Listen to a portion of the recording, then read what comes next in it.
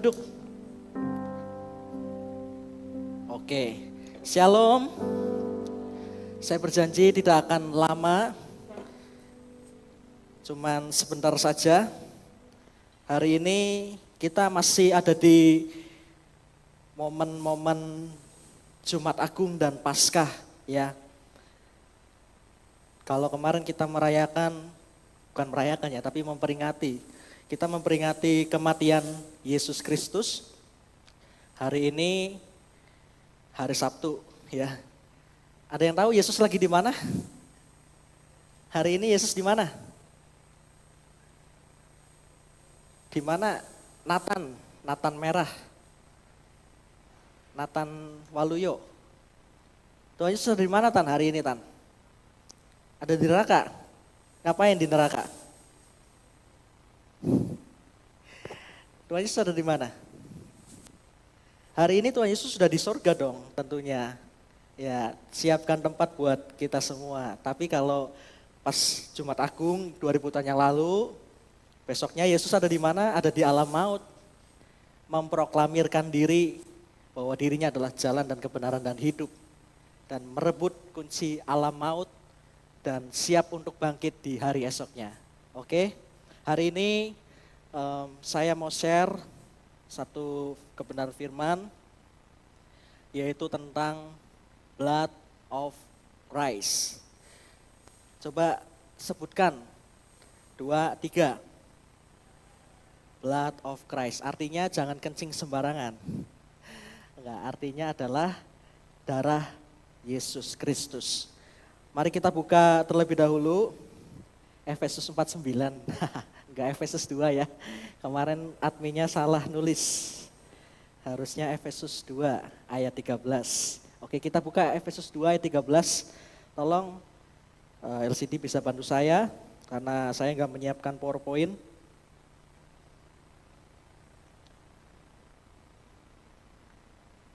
Efesus pasal 2 ayat yang ke-13.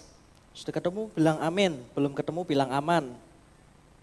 Udah ketemu bilang amin, belum ketemu bilang aman. Efesus pasal 2 ayat yang ke-13. Saya akan baca buat kita semua. Tetapi sekarang di dalam Kristus Yesus, kamu yang dahulu jauh sudah menjadi dekat oleh darah Kristus. Ya. Tetapi sekarang di dalam Kristus Yesus, kamu yang dahulu jauh sudah menjadi dekat oleh darah Kristus. Oke, ya persoalannya kalau kita baca di perikop ini artinya kalau darah Kristus tidak tertumpah, kalau kita tidak hidup di dalam Kristus, artinya kita adalah pribadi yang jauh dari Tuhan. Kenapa bisa jauh? Karena manusia itu terjatuh di dalam dosa, engkong Adam sama Mak Hawa waktu itu terjatuh di dalam dosa ya. Tuhan suruh makan semua buah yang ada di Taman Eden, tapi dari pohon yang satu itu nggak boleh dimakan. Tapi itu dasar ini ya, Mak Hawa ya, ditanya kan, Adam tuh tanya kan, hari ini mau makan apa nih Mah? Hawa di hari itu bilang, kayaknya makan buah yang dilarang Tuhan enak nih. Akhirnya makanlah mereka. Akibat makan akhirnya mereka jadi bersalah ya karena gak boleh. Makanya sekarang kalau cewek ditanya mau makan di mana jawabnya terserah. Soalnya pertama kali ditanya mau makan di mana dijawab akhirnya manusia jatuh di dalam dosa. Ya. Hari ini kalau perempuan ditanya mau makan di mana terserah. Karena mereka menyesal ya. Dulu pernah jawab, ditanya mau makan apa, jawab, ternyata malah bikin salah sekalian. Ya, nah itu gak ada di Alkitab ya kalau ceritanya, ini ngarang sendiri. Oke, jadi Hawa jatuh di dalam dosa. Nah akibatnya apa? Alkitab kan bilang gini, Tuhan tuh kalau ngelarang kan ya, ngelarang Adam dan Hawa buat gak makan buah pengetahuan yang baik dan yang jahat. Tuhan bilang apa? Kalau kamu makan buah itu, pasti kamu akan Pasti kamu akan apa, Lala? Suaranya yang kenceng dong, jangan kiyowo-kiyowo gitu. Pasti kamu akan mati. Kata Alkitab, Tuhan bilang begitu sama Adam dan Hawa. Kamu kalau makan buah pengetahuan yang baik dan yang buruk, kalau kamu makan pasti kamu mati. Ya, tapi faktanya Adam dan Hawa nggak langsung mati di hari itu. Tapi pengertian mati di situ kemarin Bapak Gembala kita sudah menjelaskan mati di situ punya pengertian apa? Satu, Nathan. Mati fana. Artinya apa? Manusia sebelumnya diciptakan untuk konsep kekekalan ya. Kalau waktu itu engkong Adam sama Mak Hawa nggak jatuh di dalam dosa, mungkin kita saat ini masih bisa ketemu sama engkong Adam ya. Karena manusia diciptakan untuk konsep kekekalan. Tapi karena kejatuhan manusia, akhirnya manusia menjadi fana, ada batas umurnya. Dari 969 tahun manusia tertua direvisi sama Tuhan 120 tahun, direvisi lagi jadi 70 tahun, kalau kuat 80 tahun. Dan direvisi lagi sama ini, pakar kesehatan Indonesia, yang orang di Indonesia rata-rata umurnya 60 tahun. Yosafat, kamu umur berapa? Berapa sekarang? 20. Ya, 40 tahun lagi Yos. Ya. Barangkali mau booking dulu di itu apa? Yang di Semarang kemarin? Tionghoa. Jadi ada tempat kematian di Semarang ya. Saya lupa namanya apa? Rumah duka ya. Tapi tempatnya orang mati bukan? Iya. Ya, rumah duka namanya pakai bahasa Cina, saya nggak bisa nyebutnya ya. Itu paket kematian harganya 250 juta di situ. Include mobil Mercedes V350, keren sekali. Ya. Barangkali ada yang mau booking ya. Oke, jadi karena kejatuhan manusia, manusia jadi mati. Ada batasan umurnya. Lalu pengertian mati yang kedua apa, Vanes? Apa? Putus hubungan dengan Allah. Ya, manusia yang tadinya dekat tiap hari itu ya, mungkin tiap hari Tuhan itu main sama Adam dan Hawa ya. Mungkin main poker, ya sambil makan kacang Garuda rasa bawang ya. Atau jalan-jalan gitu ke pantai. Tiap hari bareng-bareng terus lah. Tapi semenjak Adam dan Hawa jatuh dalam dosa, akhirnya Tuhan udah gak friend lah. Udah gak friend kita. Karena Adam dan Hawa jatuh di dalam dosa, akhirnya Tuhan main poker sendiri. Enggak ya, enggak ada di Alkitab juga kali ini. Artinya yang mau saya tekankan adalah putus hubungannya gitu. Artinya gak bersama-sama lagi. Lalu kematian yang ketiga yang dimaksudkan adalah kematian kekal di neraka. Ya, kalau yang ini belum, nanti bersama-sama dengan iblis. Ya, oke, jadi karena, tolong tampilin dong ayatnya. Aku lupa tadi mau ngomong apa. Ya, jadi karena manusia jatuh di dalam dosa, akhirnya manusia mengalami kematian. Tidak langsung mati, tapi tadi itu ya, mengalami mati secara fana, tubuhnya menjadi fana, lalu apa tadi yang kedua, putus hubungan dengan Allah, dan nanti suatu saat akan mengalami kematian kekal. Maka dari itu Tuhan punya solusi. Solusinya apa? Di zaman perjanjian lama, kalau orang bikin dosa, waktu itu Kong Adam sama Mak Hawa jatuh dalam dosa, kan mereka coba bikin baju sendiri kan ya. Karena kan tadinya mereka pakai baju kemuliaan tuh, glowing gitu, ya, glowing hadirat Tuhan, silau gitulah, gak kelihatan, pokoknya pakai baju gitu. Tapi semenjak jatuh di dalam dosa, bajunya jadi luntur juga.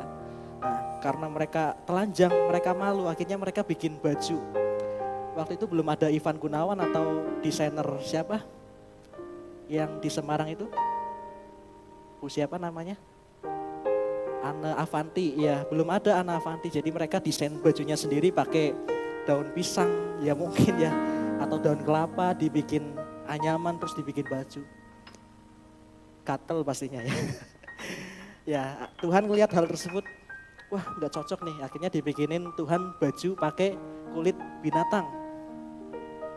Dibikinin pakai kulit binatang dan artinya apa? Kalau Tuhan bikinin baju Adam dan Hawa pakai kulit binatang, artinya ada binatang yang disembelih. Benar nggak? Nah itu korban pertama. Nah, penggambaran dari korban-korban penghapus dosa yang ada di aturan Taurat. Ya di zaman perjanjian lama, setelah itu ya manusia akhirnya kan diusir dari Taman Eden, disuruh kerja dan sebagainya, kerja keras sebagai kuda ya, sampai lupa orang tua. Iklan apa ya? Ristayana ya, Ramayana maksudnya. Ya kerja keras sampai akhirnya beranak cucu, sampai akhirnya menjadi banyak. Dan akhirnya apa? Abraham dipilih untuk jadi cikal bakal suku Israel. Lalu Tuhan lewat Musa kasih aturan, kalau orang berbuat dosa, supaya dosanya dihapus, harus potong kambing, potong domba atau potong sapi. Ya ada darah yang harus ditumpahkan untuk menghapuskan dosa. Nah kalau kita perhatikan juga, makanya tadi ayat Efesus 2 ayat 13 ya, coba dibuka. Tadi bilang gini, tetapi sekarang di dalam Kristus Yesus, kamu yang dahulu jauh, sudah menjadi dekat oleh darah Kristus. Nah jadi di zaman perjanjian lama juga kalau orang itu mau menghadap Tuhan, mau datang ke Tuhan nih, mau mendekati Tuhan, harus bawa kambing domba buat dipotong ya. Jarak dekatnya juga masih dibatasi ya, diwakili. Kalau umat biasa cuma boleh sampai di pelataran tok. Imam yang boleh masuk sampai ruang Maha Kudus. Nah hari itu terus langsung berlarut-larut ya, sampai lama, sampai akhirnya Yesus datang, terus jadi korban sekali untuk selamanya ya. Konsepnya tadi dalam perjanjian lama, untuk seseorang bisa memulihkan dirinya dari dosa harus menyembelih korban. Nah, dan kalau kita juga perhatikan di kisah ini, waktu orang Israel keluar dari tanah Mesir, ada tulah ya. Ada yang hafal tulah Tuhan buat orang Mesir? Tulah ke-8, apa Gebi? Ada di soal agama kan? Ada gak sih? Enggak ada, nanti tak bikinin biar ada soalnya. Ya. Tulah ke-8 apa Tan? Apa? Belalang ya. Tulah ke-10-nya yaitu anak sulung ya, anak sulung mati dari segala apa yang ada di Mesir. Entah itu anak sulung binatang atau anak sulung dari manusia. Nah waktu itu orang Israel ada di tanah Goshen ya. Di Mesir di tanah Goshen ya, Pastor. Ada di tanah Goshen. Tuhan kasih aturan supaya anak sulung mereka gak mati dan ternak sulung mereka gak mati. Sembelih korban dan darahnya dipercikan jadi meterai. Nah konsepnya berarti korban itu selain daripada untuk memulihkan kita dari dosa, juga bisa membuat kita termeterai. Nah, di zaman perjanjian baru gak berubah dalam artian konsepnya tetap sama. Orang berbuat dosa, kalau mau pulih ya harus bawa korban. Tapi sekarang korbannya sudah diperbaharui. Ya, kalau sekarang itu kan eranya 5.0 ya, kemarin 2.0 ya. Kita sebut aja kalau orang bawa korban binatang itu era 2.0, sekarang udah 5.0, yaitu Yesus Kristus sendiri yang langsung jadi korbannya. Nah konsepnya tetap sama, tapi diperbarui dengan lewat bukan darah binatang lagi, tapi darah Yesus. Satu kali untuk selama-lamanya, cukup ya. Nah ada satu penelitian begini, ada seorang ilmuwan namanya Ron Wyatt. Ya, Ron Wyatt ini seorang perawat ya, seorang ahli anestesi, terus dia juga seorang ini arkeolog. Ya, suatu kali dia pergi ke tempat di mana Yesus disalib. Namanya bukit apa, Michael? Apa? Bukit apa? Teletubbies. Bukit apa? Apa yang kenceng dong? Golgota katanya gitu. Bukit Golgota. Ya betul, Bukit Golgota. Si Ron ini dia mencari sesuatu yang kira-kira bisa dijadikan penemuan. Ketemu sama satu gumpalan. Ya setelah diteliti ternyata itu gumpalan darah. Ya setelah diteliti itu gumpalan darah, ternyata itu gumpalan darah Yesus. Ya, yang unik apa dari darah Yesus yang ditemukan? Ya ini simpang siur ya beritanya, ada yang bilang hoax, ada yang bilang benar. Anggap aja ini berita benar lah. Ya, kromosom, ya saya bukan anak IPA nih, maaf ya kalau salah ya. Saya anak IPS gitu ya. Mau ngomong soal kromosom ini jadi takut ya, takut salah. Tapi ini yang saya baca tadi. Jadi kalau darah normal, orang manusia normal, manusia biasa, itu punya kromosom jumlahnya berapa? Yang anak IPA? 46. 23 kromosom X, 23 kromosom Y, betul? Betul ya? Yang sia-sia kan sekolah di Santo Lukas walaupun IPS. Ya. Nah, jadi kalau di total kromosomnya ada 46. Nah, tapi darah yang ditemukan si Ron ini ketemukan tadi sama gumpalan darah. Diteliti di salah satu pusat penelitian laboratorium di Israel. Ternyata kromosomnya cuma berjumlah 24 tok. Ya. Kalau kromosom pria itu apa? Y atau X ya? X ya. Nah jadi kromosom X-nya Y apa X? Yang benar yang mana nih? Ya sesat ya, kamu sekolah di Santo Lukas soalnya. Y ya? Kromosom Y kalau pria ya. Nah kromosom Y-nya 1, kromosom X-nya 23. Jadi totalnya 24. Ya itu cuman fun fact aja ya. Ya bukan hal yang ingin saya sampaikan sih. Cuman mau bilang darah Yesus itu unik. Kalau manusia biasa totalnya 46, darah Yesus cuma 24 tok. Kromosom X 23, Y 1. Ya, jadi totalnya 24. Nah, teman-teman pasti pernah dengar kisah tentang penyaliban Yesus kan ya. Ya kali gak pernah dengar ke gereja, masa gak pernah dengar berita tentang salib. Ya kan kita gak pernah khotbah di ini kan, khotbahnya pasti selalu nyinggung ke arah Injil ya, ke arah pemberitaan Injil. Pemberitaan Injil itu kelahiran Yesus, kematiannya, kebangkitannya, dan kenaikannya ke surga. Ya kita pasti nyangkutin ke situlah. Walaupun mungkin ada yang khotbah tentang kemakmuran, tapi pasti disangkutin ke teologia pikul salib juga. Nah, pastinya kita pernah mendengar tentang berita penyaliban. Nah, kalau kita ngomong tentang penyaliban itu, saya mau bilang ini adalah hal yang lebih manis daripada yang Romeo dan Juliet pernah lakukan. Ya. Kalau Romeo dan Juliet dikatakan romantis karena sehidup semati. Kalau Yesus sama kita dibilang romantis karena dia mati kita hidup. Haleluya. Ya. Semua itu dilakukan bukan karena Tuhan iseng ya, gak ada kerjaan di surga gitu, jadi udahlah aku turun aja lah, mau ini cosplay jadi manusia, enggak ya. Tapi Tuhan itu benar-benar ngelakuin itu dengan perasaan cinta yang sangat besar ke kita. Ya dari surga turun ke dunia, mati di kayu salib buat tebus dosa kita semua. Saya seorang kakak laki-laki, ya saya punya adik perempuan. Kemarin waktu hari Kamis kita ke Semarang, pulangnya saya ke rumah, di depan rumah saya ada motor Scoopy. Tak lihat motor siapa ini?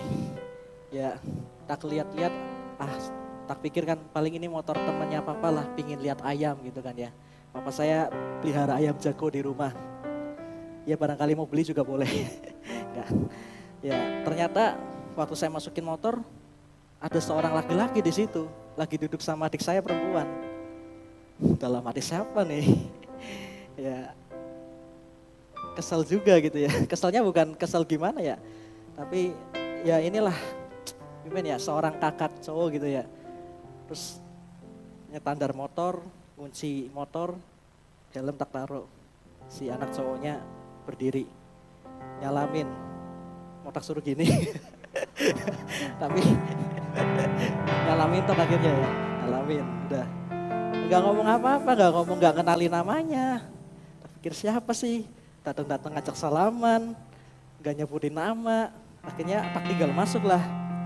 Terus di ruang TV ada papa kan, tak tanya, "Pak itu siapa?" "Temen." Ya udahlah, masuk ke kamar akhirnya.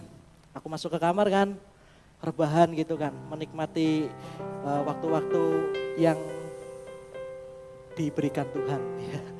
Jam 6 nanti mau ke gereja, mau latihan buat Jumat Agung, jadi selama ada waktu jadi rebahan dulu. Rebahan, tak pikir ini kok anak gak pulang-pulang, udah sejam 2 jam lebih gitu loh. Ini kan mesti kan main dari aku belum pulang kan ya.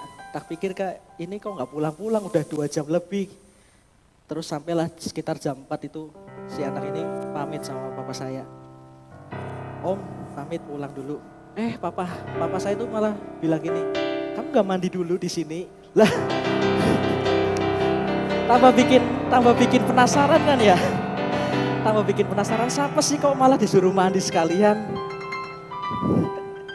Akhirnya kan inilah, aku 4 bersaudara nih.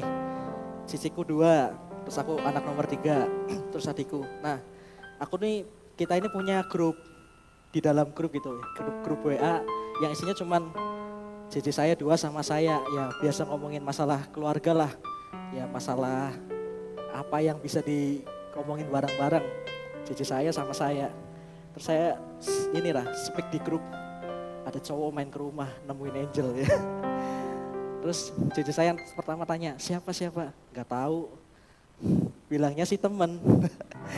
Terus ternyata cici saya dapat info dari mama saya, itu ternyata temannya dulu, teman persekutuan di Solo. Ya jadi adik saya dulu SMA-nya di Solo, dia di SMK Kristen 1, si cowok ini SMK Kristen 2. Ya kalau di Pemalang ada PPKP gitulah bahasanya ya, persekutuan pelajar gitu. Ketemunya tuh di persekutuan. Nah, ternyata itu temennya yang dari Solo.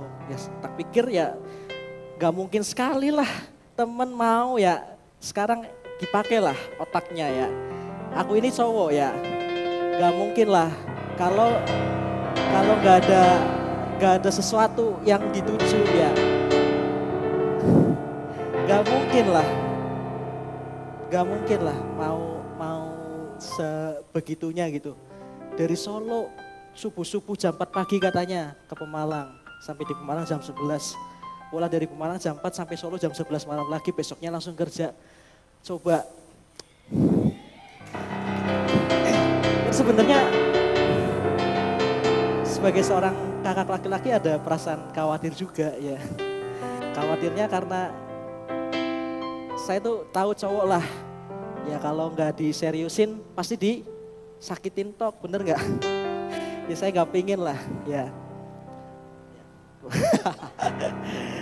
Ya jadi pengorbanan ya, yang ya saya bilang sama adik saya kan, saya secer tuh waktu mau mandi saya buka kan, ketok-ketok kamarnya, tak buka. Tadi cowok siapa itu? Teman siapa? Temanku dulu di persekutuan di Solo. Ngapain kesini? Jauh-jauh dari Solo. Main lah, gak mungkin main. Ya main masa gak boleh? Ngapel mesti kan, pacar kan itu kan. Tak desek-desek terus akhirnya ngaku, udah pacaran 1 bulan. Wah.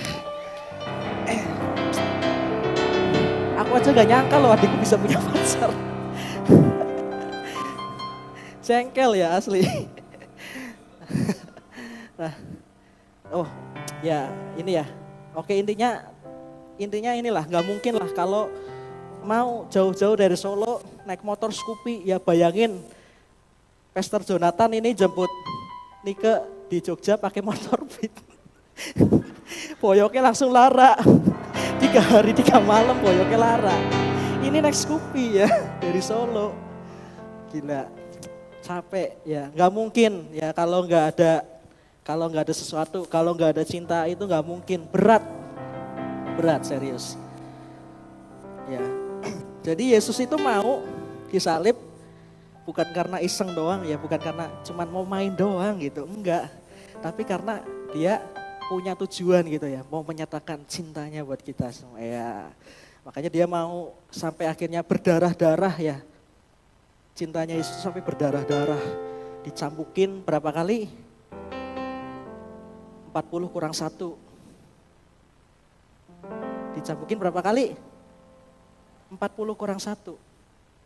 Yesus dicambukin sebanyak 40 kurang 1 sampai berdarah-darah.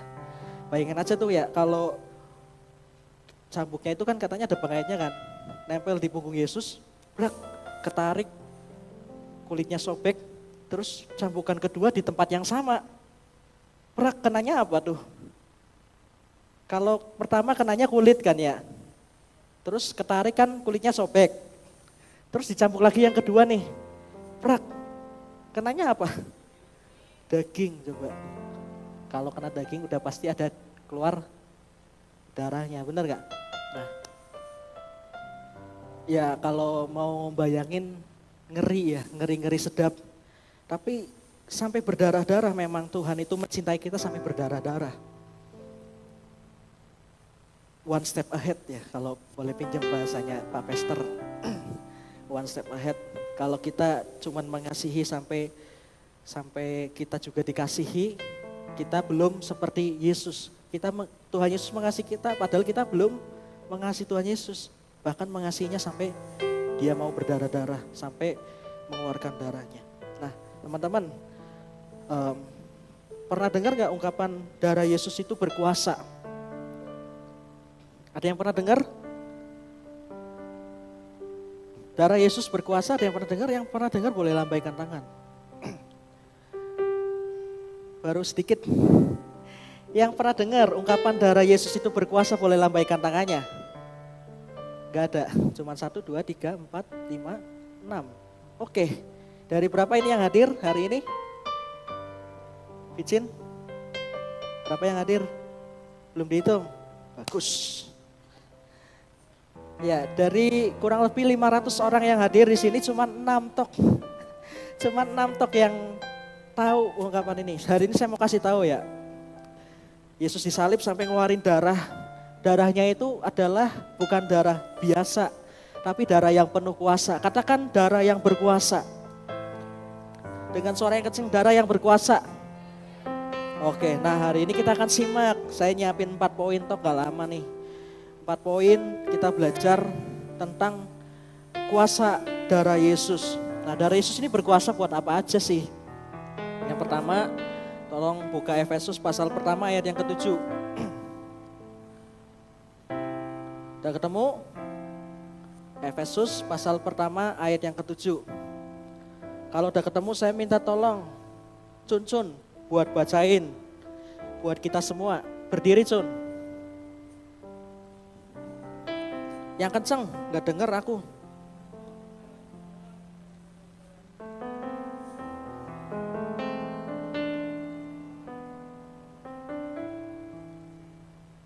Yaitu pengampunan dosa. Ya, pengampunan dosa. Oke. Jadi darah Yesus berkuasa. Yang pertama, berkuasa untuk menyucikan dosa. Katakan menyucikan dosa. Udah dipoto ya tadi ya, gini. Keren ya. Itu sengaja itu. Oke. Nah, jadi keadaan manusia pada awalnya itu kan bersih, putih, suci, tak bernoda. Tapi waktu negara api menyerang, waktu dosa masuk ke manusia, manusia jadi kotor. Nah, karena kekotoran manusia itu sadar sebetulnya kalau dirinya itu kotor dan berusaha untuk jadi bikin dirinya bersih lagi. Makanya kita kenal ada yang namanya agama. Ya, agama ngajarkan perbuatan baik.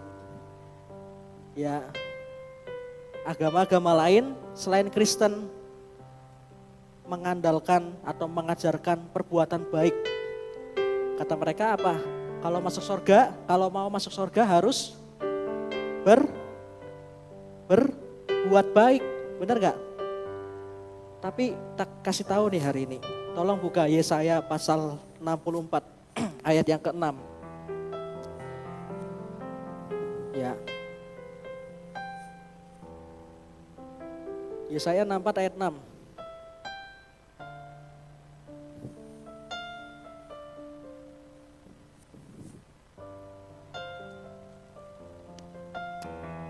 Minum dulu biar gak kepenuhan.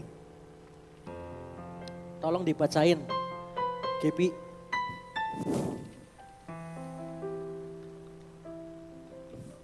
Yesaya 64 ayat 6. Yang kenceng, Gepi.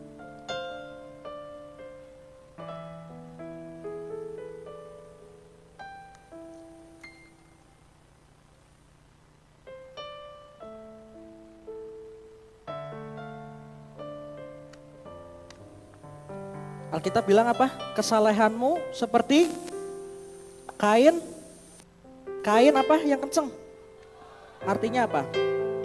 Mau segimanapun kita berbuat baik nih, tetap di mata Tuhan kotor, gak ada gunanya. Memang masuk surga itu syaratnya harus bersih ya, hidup kita harus bersih.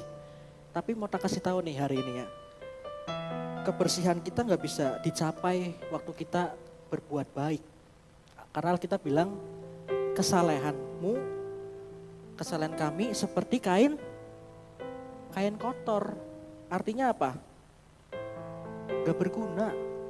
Mau kita berbuat baik, jual ginjal, sampai jual ginjal nih buat nolong orang.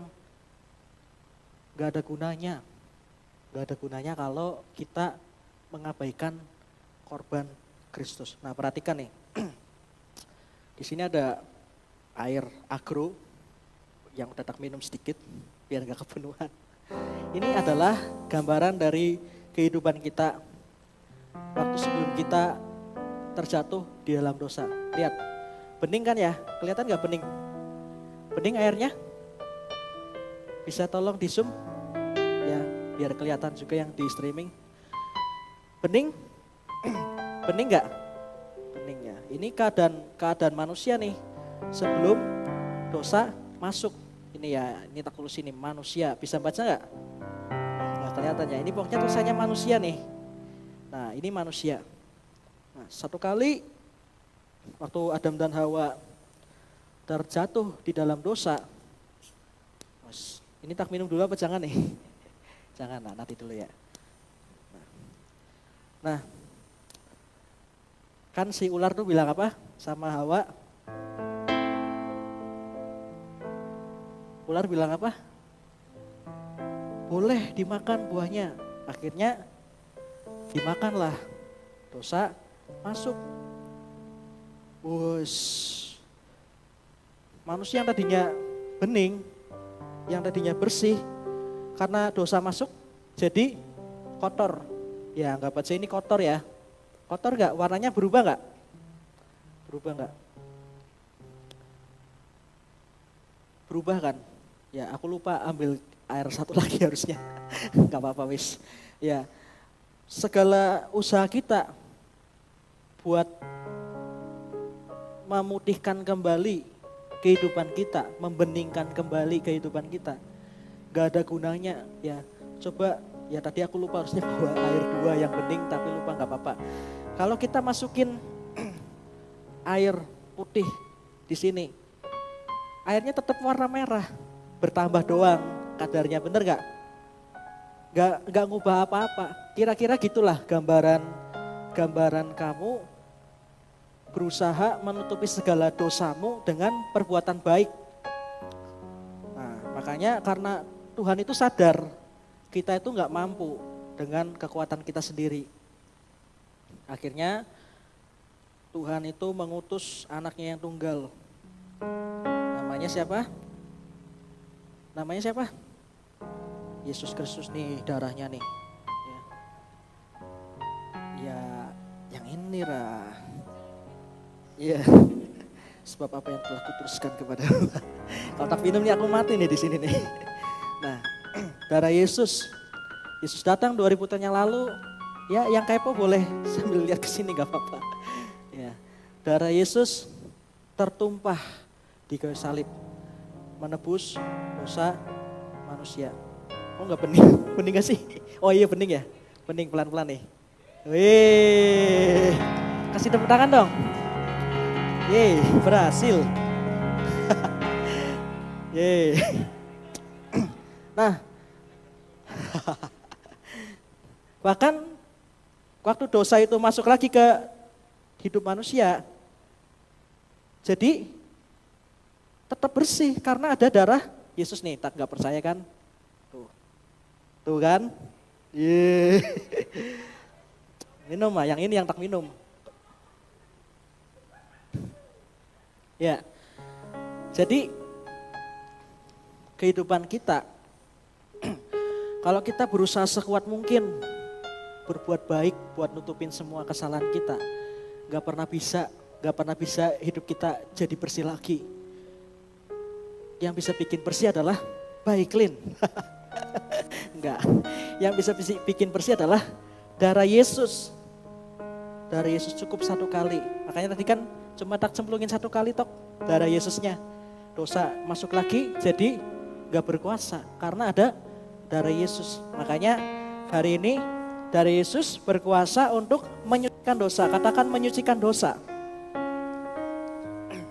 Semua perbuatan baik kita gak pernah bisa bikin kita jadi bersih lagi. Makanya solusinya cuma satu, apa? Darah Yesus. Ya, kasih tahu ke kanan kirinya. Woi, coba ikutin, woi. Perbuatan baik kon kue ora bisa gawe kon dadi suci maneng. Mung darahe Yesus tok. Yo kenapa yo bengek yo? Cuman darah Yesus tok yang bisa. Jadi hari ini kita belajar, darah Yesus berkuasa untuk apa? Menyucikan dosa. Menyucikan dosa. Lagi ya, seneng is aku. Nih, jangan oh. Tuh kan, hilang ya. Seneng sung aku.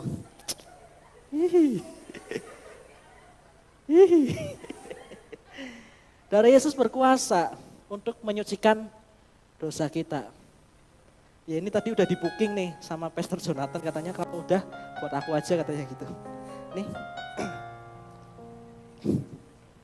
Tak minum sedikit, tak kasih dosa. Tenang, tak kasih penawarnya juga. Oke, nah jadi darah Yesus pertama berkuasa untuk menyucikan dosa. Yang kedua, darah Yesus berkuasa untuk memulihkan hubungan kita dengan Allah. Balik lagi kita baca Efesus 2 ayat 1 ayat 13. Efesus 2 ayat 13. Tetapi sekarang di dalam Kristus Yesus, kamu yang dahulu jauh sudah menjadi dekat oleh darah Kristus. Ya, balik lagi ke kisah penciptaan awal. Tuhan bentuk Adam, bentuk Hawa, taruh di Taman Eden. Tiap hari mereka main pokeran ya. Yang kalah dijepit pakai jepitan baju ya. Tiap hari mereka main bareng lah pokoknya. Sampai akhirnya dosa itu masuk dan bikin keterpisahan antara manusia dengan Allah. Ya. Dan akhirnya apa? Kalau kita simak perjanjian lama tadi sudah saya jelaskan, kalau orang mau datang sama Tuhan, syaratnya harus bawa korban. Kalau mau dekat lagi sama Tuhan harus bawa korban. Ribet. Makanya Yesus perlu turun. Yesus perlu turun karena darahnya berkuasa untuk membuat kita kembali dekat dengan Dia. Hari ini tak kasih tahu nih. Setelah kita percaya Yesus, siapa yang udah percaya Yesus sebagai Tuhan dan Juru Selamat? Boleh lambaikan tangannya.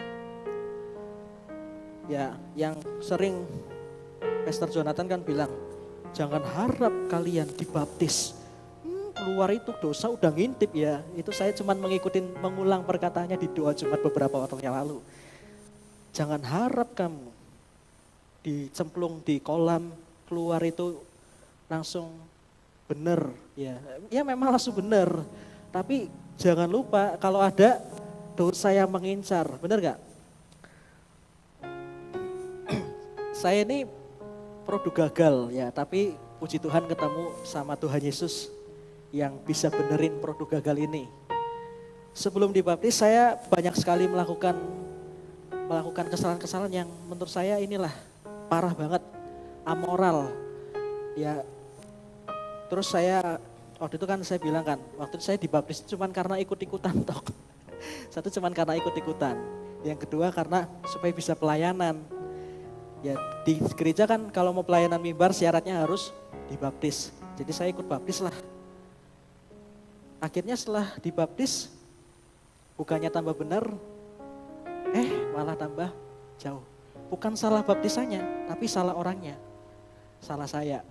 Saya mengizinkan dosa menguasai ya. Tapi hari ini saya mau bilang gini. My sin was great. But God's love is greater. Dosa saya besar, tapi kasih Tuhan lebih besar.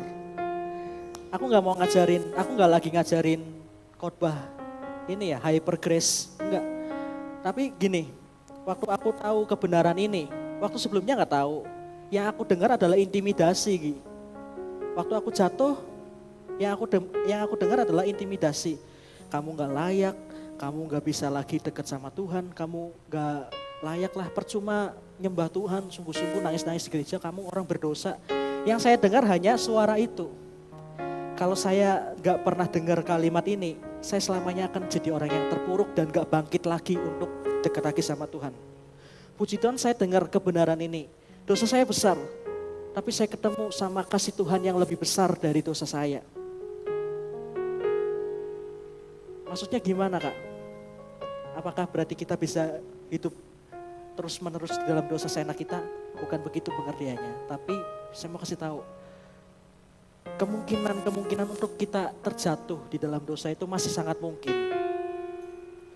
Selama kita hidup di dalam daging, selama kita masih bernafas, masih bisa kentut, masih bisa artinya kita masih bisa berpotensi untuk terjatuh di dalam dosa.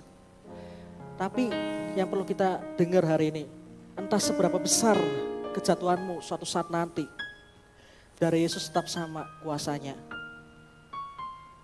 Kasihnya tetap sama.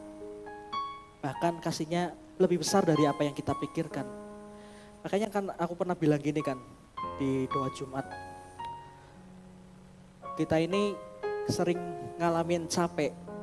Karena sebenarnya kita tahu firman. Alkitab kan bilang gini, marilah kepada aku semua yang letih lesu dan berbeban berat. Aku akan memberikan kelegaan kepadamu.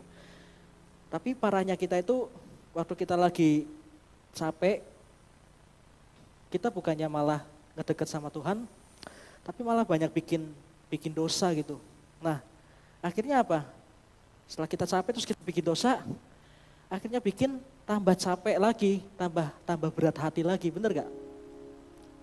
Tambah berat hati lagi. Terus ditambah lagi apa? Intimidasi. Bener gak? Karena kejatuhan yang kita lakukan nih, iblis gak mau diem-diem doang dong.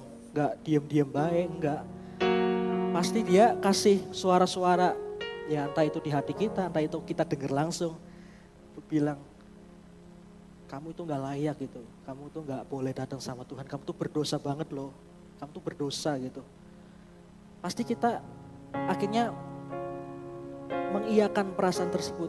Akhirnya apa dampaknya? Dampaknya akhirnya tambah jauh, ya tambah menjauh dari Tuhan.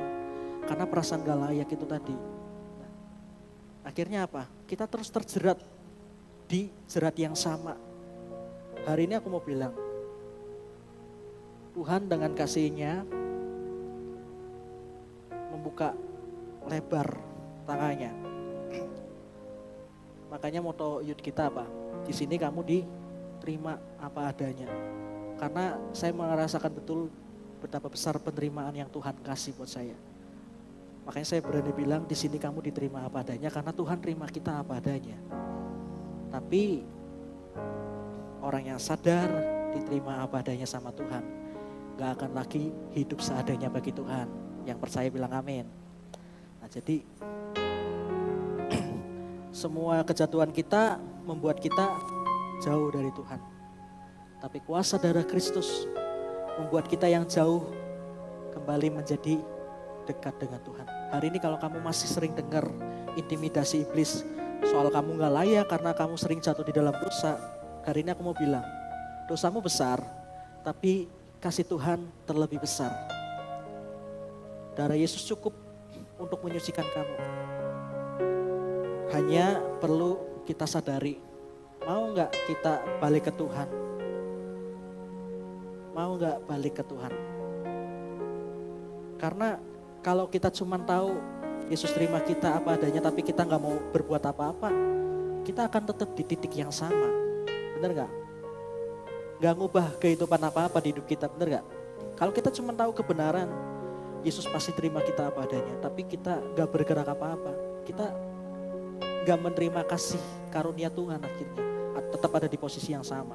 Jadi hari ini aku mau kasih tahu, darah Yesus berkuasa untuk membuat kita kembali dekat dengan Tuhan. Persoalan anak muda itu kan Koh Dev Herman itu pernah bilang di makrab di GKRI ya. Dia bilang kan gini, 3 dosa yang merusak generasi. 1 dosa pemberontakan, 2 dosa pornografi, yang satunya lagi saya lupa dosa apa. Ada yang masih ingat gak? Lupa. Ya yang saya ingat dosa pemberontakan sama dosa pornografi dan seksual ya. Masalah anak muda itu mungkin yang paling kenceng ada di dosa pornografi dan seksual. Ya ini yang akhirnya kalau kita terus-terusan jatuh di dalam hal ini, akhirnya bikin kita jadi terus merasa gak layak. Tapi aku hari ini mau bilang, bukan membenarkan apa yang kalian lakukan. Kalau ngerti harus bertobat ya bertobat. Ya kalau ngerti harus bertobat ya bertobat. Karena Tuhan terima kita apa adanya. My sin was great, but God's love is greater. Dosaku besar, tapi kasih Tuhan lebih besar. Bukan berarti karena kasih Tuhan lebih besar, boleh terus-terusan nonton porno, onani, masturbasi, pacaran gak kudus dan sebagainya. Bukan. Tetapi yang tadi saya bilang, orang yang sadar diterima padanya sama Tuhan, gak akan lagi hidup seadanya. Iya gak? Karena kita menerima kasih yang begitu besar. Kalau orang sadar dirinya dikasihi, pasti merindu, ingin melakukan sesuatu gitu buat Tuhan yang mengasihi kita atau buat seseorang yang mengasihi kita, bener gak? Ya, saya itu ini ya, menerima baptisan Roh Kudus yang kedua kali. Ya kalau kedua kali bukan baptisan Roh Kudus lagi, tapi kepenuhan Roh Kudus. Pertama itu saya menerima baptisan Roh Kudus dari Jumat Agung beberapa tahun yang lalu. Saya mau pelayanan drum. Saya kepahitan gitu. Karena seragam saya beda sendiri dari pemain musik yang lain. Saya gak diberi seragam, saya jengkel gitu. Tapi saya tahu firman gini, mau pelayanan hati harus beres. Akhirnya di menit-menit terakhir doa udah selesai. Aku ingat sekali yang memimpin doa waktu itu adalah Tanti Tin. Ya, doa udah selesai, ngejrengnya udah selesai. Tanti Tin udah siap-siap mau berdoa. Tiba-tiba Roh Kudus datang. Ya, akhirnya aku berkata-kata di dalam bahasa-bahasa yang aku nggak pernah tahu sebelumnya. Berkata-kata di dalam bahasa roh. Besoknya keulang lagi di doa puasa. Ya, saya sebelahan sama Pastor Jonathan. Yang membuat saya kembali penuh adalah waktu saya sadar begini. Waktu itu Om David nyanyi lagu Coba di Demas. Betapa hatiku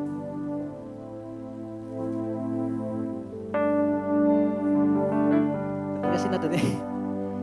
Betapa hatiku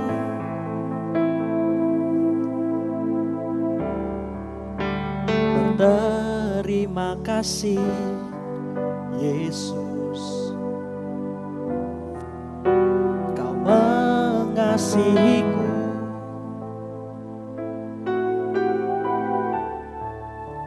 Kau memilikiku. Refnya nyanyiin. Refnya bilang begini, hanya ini Tuhan persembahanku segenap hidupku, jiwa dan ragaku, sebab tak ku miliki harta kekayaan yang cukup berarti untuk ku persembahkan. Di hari itu, hari Sabtu itu waktu doa puasa nyanyi lagu itu, gak berhenti-berhentinya saya ngeluarin air mata. Ya saya bukan nangis sedih, tapi saya merasa merasa gak ada lagi yang bisa aku berikan gitu buat Tuhan. Karena aku sadar aku diterima Tuhan, dikasih Tuhan, dimiliki Tuhan. Terus refnya tadi kalimatnya bilang gini, hanya ini Tuhan persembahanku, segenap hidupku, jiwa dan ragaku, sebab tak ku miliki harta kekayaan aku. Bahkan kalau aku punya uang pun gak bisa membalas kasih Tuhan yang besar. Makanya kebenaran ini harusnya bikin kita gak lagi hidup seadanya buat Tuhan, bener gak? Karena kita tahu kita diterima apa adanya sama Tuhan, maka akibatnya kita gak akan lagi hidup seadanya, bener? Yang ngerti bilang amin. Jika kita terus merasa gak bisa dekat sama Tuhan karena intimidasi iblis, hari ini aku mau kasih tahu, lawan dengan kuasa firman. Aku memang jatuh di dalam dosa, tapi aku sudah menerima darah Kristus yang membuat aku yang tadinya jauh jadi dekat lagi sama Tuhanku. Dan bangun komitmen yang baru. Bangun komitmen yang baru. Jangan mikir ya, saya sudah jadi full timer di gereja, gak pernah lagi jatuh di dalam dosa onani atau pornografi. Pernah terjatuh. Saya pernah terjatuh. Tetapi saya sadar, semakin kesini semakin sadar. Alkitab tuh bilang gini, kalau kita mau menjauhi segala kejatuhan, Alkitab bilang gini, tunduklah kepada Allah dan lawanlah iblis. Artinya waktu kita jatuh, kita menyerahkan diri gitu. Kita sedang seperti menyerahkan diri sengaja buat, ya udahlah aku jatuh aja.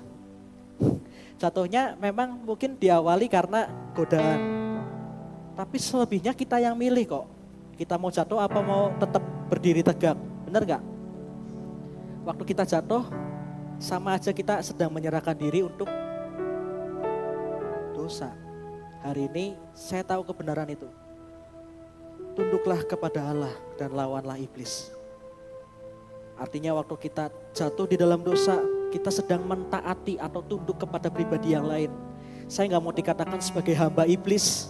Makanya saya ketika tahu kebenaran ini, saya bilang berkata dalam diri saya hamba Tuhan, saya mau tunduk sama Tuhan, tak lawan semua godaan itu. Oke, mungkin kita punya permasalahan yang sama, tapi aku yang pernah jatuh juga bisa berdiri di sini. Karena apa? Karena darah Kristus. Tadinya aku jauh dari Tuhan, bisa bikin lagi aku jadi dekat sama Tuhan. Kamu juga bisa. Yang ngerti bilang amin. Oke, next cepet. Yang ketiga, kuasa darah Yesus berkuasa untuk menyembuhkan segala sakit. 1 Petrus pasal yang kedua ayat yang ke-24. 1 Petrus pasal 2 ayat yang ke-24. Ia sendiri telah memikul dosa kita di dalam tubuhnya di kayu salib, supaya kita yang telah mati terhadap dosa hidup untuk kebenaran. Oleh bilur-bilurnya kamu telah sembuh. Ya, jangan salah baca, jangan bulir-bulir ya, dikira palpi orange apa. Ini bilur-bilur. Bilur itu artinya darah Yesus. Nah, kata sembuh di situ memiliki dua pengertian. Oleh bilur-bilurnya kamu telah sembuh. Yang pertama pengertiannya adalah sembuh dari dosa. Ya, karena darah Yesus kita bisa sembuh dari dosa. Tapi juga ada pengertian yang kedua, yaitu sembuh dari segala sakit penyakit. Makanya kalau orang sakit, ada gereja namanya gereja Tiberias. Itu kalau orang sakit dikasih perjamuan kudus. Berkuasa menyembuhkan. Gak sedikit yang kesaksian setelah minum perjamuan kudus disembuhkan. Karena perjamuan kudus adalah lambang dari tubuh dan darah Kristus. Saya percaya kok. Ya, tapi bukan berarti kalau percaya harus mengkultuskan. Enggak. Berimannya tetap kepada Yesus Kristusnya, bukan kepada sarananya. Perjamuan kudus itu cuma sarana. Nah, waktu saya kecil, kalau saya sakit itu ya, sering sakit dulu, sakit panas. Kalau anak kecil tuh sakit panas biasanya kan rewel ya, susah tidur, bener gak? Apa cuman aku tok yang begitu? Aku gitu sih, kalau sakit sampai panas itu jadi susah tidur. Jadi malam-malam itu mencoba tidur, gak bisa. Papa saya datang berlutut di sebelah kasur tempat saya sedang tidur. Papa saya nyanyiin lagu, coba Mas. Bilurnya, bilurnya, bilurnya sungguh heran. Bilurnya, oh bilurnya membawa kesembuhan. Asal percaya saja semua sakit hilanglah. Dalam nama Yesus tertolong. Papa saya cuma nyanyiin lagu itu setiap kali saya sakit. Makanya saya jadi punya memori dengan lagu itu ya. Karena setiap kali saya sakit panas sampai gak bisa tidur. Walaupun saya merem dikira papa saya tidur, saya padahal gak tidur gitu. Makanya saya dengar tiap kali saya sakit, papa saya menyanyikan lagu tersebut. Nah, ada satu mujizat yang saya alami, keluarga saya alami berkaitan dengan percaya darah Yesus itu sanggup menyembuhkan. Tadi kan aku cerita aku punya adik kan. Adikku ini namanya Angel. Fufu. Enggak, adikku namanya Angel. Ya, waktu dia umur 6 bulan pernah sakit demam berdarah. Ya, kalau sakit demam berdarah itu anak kecil kan biasa rawan meninggal ya. Adikku waktu itu udah meninggal, udah sempat mati. Ya, sebelum mati itu suka waktu sakit itu sempat sering kejang-kejang kan ya. Nah, kalau kejang itu biar anteng disuntik penenang di kakinya, makanya sekarang jalannya agak susah. Terus jadi bikin gangguan ke sarafnya gitu. Nah, waktu lagi kritis-kritisnya, bahkan dokter waktu itu udah bilang katanya, ya ini saya cuma diceritain papa saya nggak tahu lah, waktu itu masih kecil umur 3 tahun, aku umur 3 tahun ya. Katanya, kata dokter itu adik saya itu udah gak bernafas gitu. Papa saya cuman berdoa di luar gitu ya, cuman berdoa. Mengimani darah Yesus itu sanggup. Ya, papa saya cuman berdoa tok. Berdoa, percaya Tuhan sanggup menyembuhkan. Tuhan sanggup menghidupkan kembali. Di hari itu dia berdoanya, Tuhan sanggup menghidupkan kembali. Akhirnya berdoa, terus kedengaran suara bayi nangis lagi. Akhirnya adik saya hidup lagi. Kalau tahu sekarang jadi beban, ngapain hidup lagi gitu ya? Enggak ya, enggak. Bersyukur. Ya, bersandar gitu.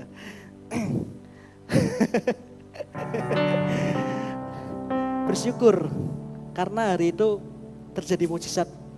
Karena papa saya punya iman kepada Yesus bahwa bilurnya sanggup. Hari itu adik saya udah sempat mati, gak tahu mati berapa lama, tapi katanya udah sempat mati, udah sempat gak nafas, udah gak detak jantungnya. Tapi papa saya berdoa biar adik saya hidup lagi, dan sekarang hidup lagi.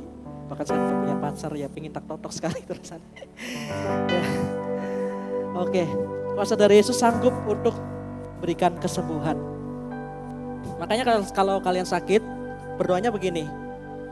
Tuhan, aku percaya darah Yesus sanggup menyembuhkan sakit penyakitku.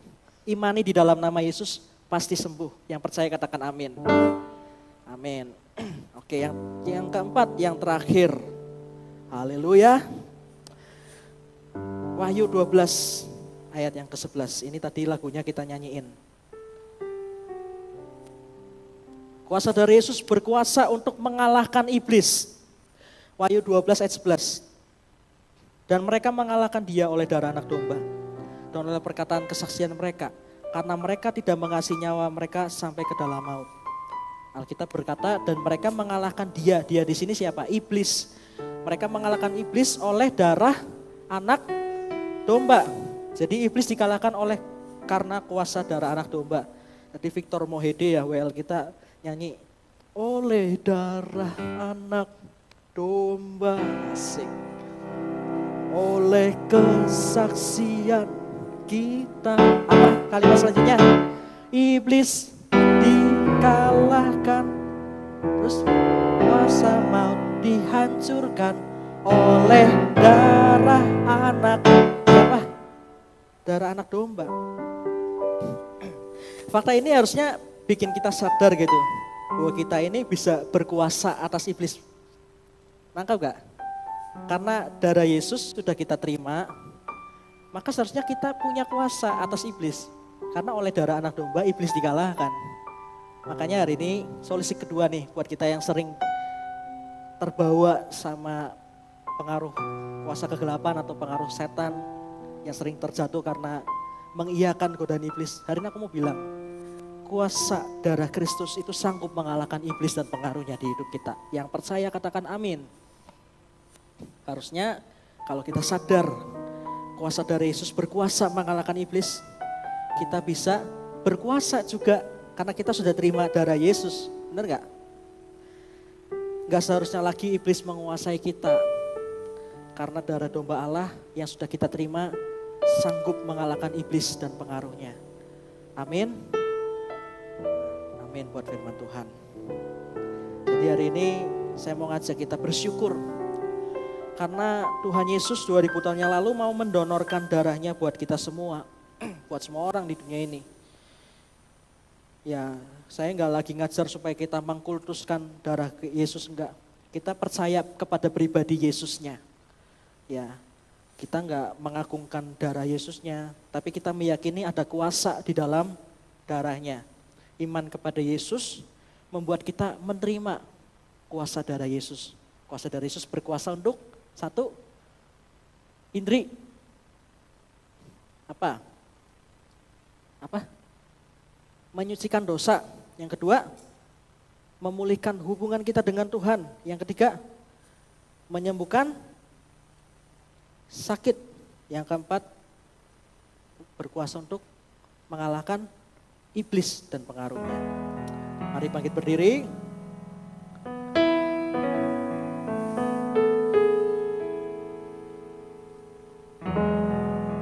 Kita nyanyi lagunya Sari Simorangkir. Darahmu Yesus. Main di C coba.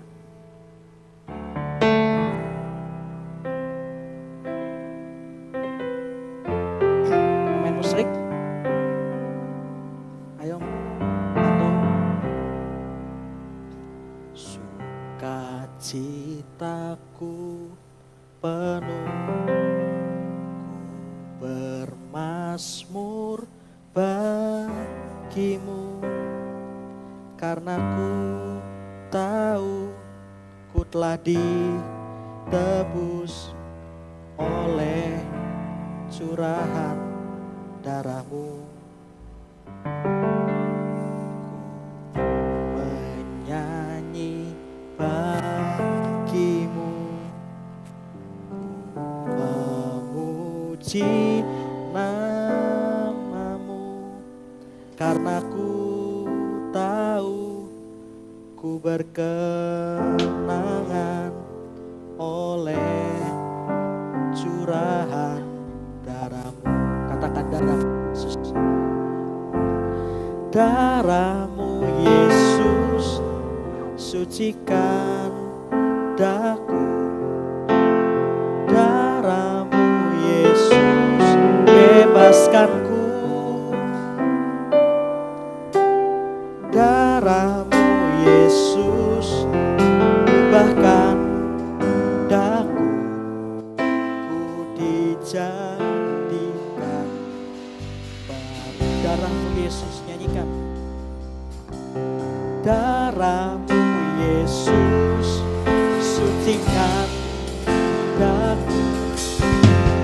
Darahmu Yesus bebaskanku.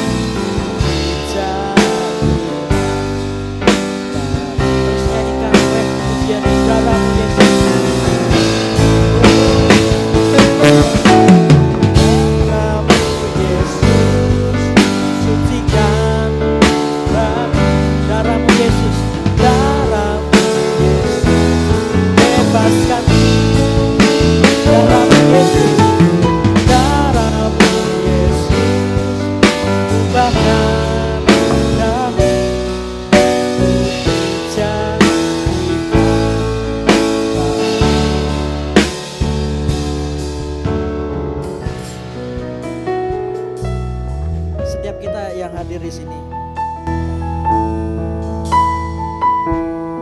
yang hari ini datang dengan sakit, baik itu sakit secara jasmani maupun sakit rohani. Mungkin kamu sering jatuh dibangun di dalam dosa. Hari ini firman Tuhan kasih tahu kita, darah Yesus berkuasa sembuhkan kita dari segala sakit penyakit. Saya mengajak kita menyanyikan pujian ini dengan iman yang penuh kepada pribadi Yesus Kristus. Nyanyikan, darah-Mu Yesus, darah Yesus, sucikan darah-Mu Yesus, darah-Mu Yesus, bebaskan yang mau bebas dari segala keterikatan dosa. Hari ini nyanyikan dengan sungguh dan percaya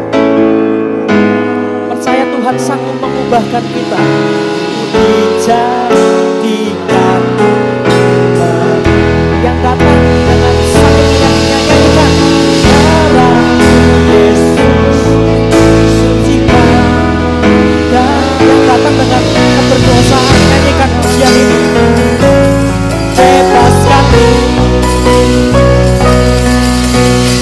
darah-Mu Yesus, bahkan daku dijadikan hijau. Nyanyikan dengan lebih sungguh, dengan iman yang penuh, katakan darah-Mu Yesus, darah-Mu Yesus, sucikan darah-Mu Yesus, darah-Mu Yesus, bebaskan darah-Mu Yesus, bahkan daku dijadikan baru, dijadikan baru,